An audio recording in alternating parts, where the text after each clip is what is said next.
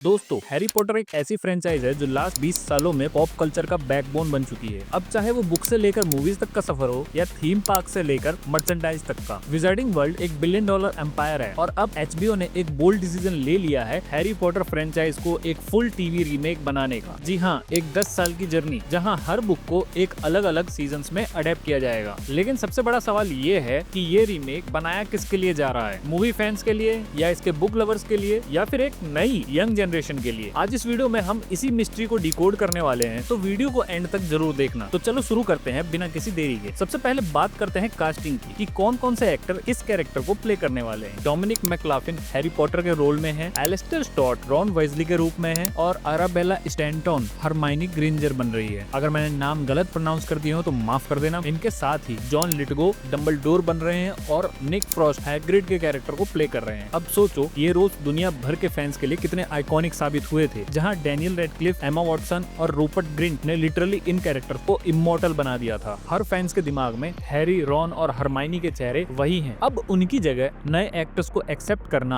आसान काम नहीं होने वाला, और ये प्रॉब्लम सिर्फ हैरी पॉटर तक लिमिटेड नहीं है। हमने पर्सी जैक्सन के डिज्नी प्लस एडेप्टेशन में भी ये देखा था कि जब लोगन लर्मैन को रिप्लेस किया गया और नए बच्चों को कास्ट किया गया, तब इनिशियली फैंडम डिवाइडेड थी। लेकिन जैसे जैसे शो आगे बढ़ा, नए एक्टर्स को एक्सेप्टेंस मिलने लगा, वैसे ही सेम थिंग यहाँ भी पॉसिबल है। लेकिन हैरी पॉटर के फ्रेंचाइज का साइज और एक्सपेक्टेशंस पर्सी जैक्सन से 10 टाइम्स ज्यादा है, मतलब प्रेशर भी 10 टाइम्स ज्यादा होगा। अब बात करते हैं सबसे बड़े डिलेमा की, नॉस्टैल्जिया और फ्रेशनेस के बीच का बैलेंस। मूवी का फैन बेस अभी भी बहुत स्ट्रॉन्ग है। वर्नर ब्रोस की branding, theme parks, official merchandise सब कुछ मूवी से ही इंस्पायर्ड है, ना कि बुक से। और सबसे इंटरेस्टिंग फैक्ट ये है कि लास्ट हैरी पॉटर मूवी 2011 में आई थी, मतलब अगर कोई उस वक्त 10 साल का था तो आज भी वो सिर्फ 24 का है। It's not even that old. Theme parks और ऑफिशियल विजार्डिंग वर्ल्ड स्टोर्स अभी भी वही कॉस्ट्यूम, वही सेट डिजाइन्स यूज करते हैं जो मूवीज ने बनाए थे। अब जब HBO के रीमेक के सेट फोटो सामने आए हैं जिसमें हैरी एंड हैग्रिड लंदन में वॉक करते हुए दिखाई दे रहे हैं, जिसे देखकर लोग कंफ्यूज हो गए हैं कि ये पुरानी मूवी के स्टिल इमेजेस हैं या नए शो के इमेजेस हैं। अब यहीं से प्रॉब्लम क्रिएट होती है। मेरा मतलब है, अगर रीमेक फ्रेश भी दिखना चाहे तो नॉस्टैल्जिया उसे चेन से बांधे रखता है, जिसकी वजह से मेकर्स कुछ नया ट्राई भी करते हैं तो वो सिमिलर ही लगता है। और ये प्रॉब्लम सिर्फ हैरी पॉटर के साथ नहीं है, बल्कि लॉर्ड ऑफ द रिंग्स के TV series the rings of power को ही ले लो। Amazon ने $1 बिलियन का बजट लगाया था, लेकिन ऑडियंस के दिमाग में पीटर जैक्सन की मूवीज अभी भी फ्रेश लगती हैं, जिसका नतीजा ये निकला कि फैंस ने इस फ्रेंचाइज को कांस्टेंट कंपैरिजन और डिवाइडेड रिएक्शन दिए। और हैरी पॉटर के रीमेक के साथ भी यही सेम प्रॉब्लम हो सकती है। चलो अब इसका दूसरा एंगल भी देखते हैं, जो कि बुक लवर्स के लिए है। जब हैरी पॉटर की मूवीज आई थी तब उन मूवीज की सबसे बड़ी क्रिटिसिज्म ये थी कि उन्होंने मूवीज के प्लॉट से बहुत कुछ कट कर दिया था। बुक में और भी चीजें थी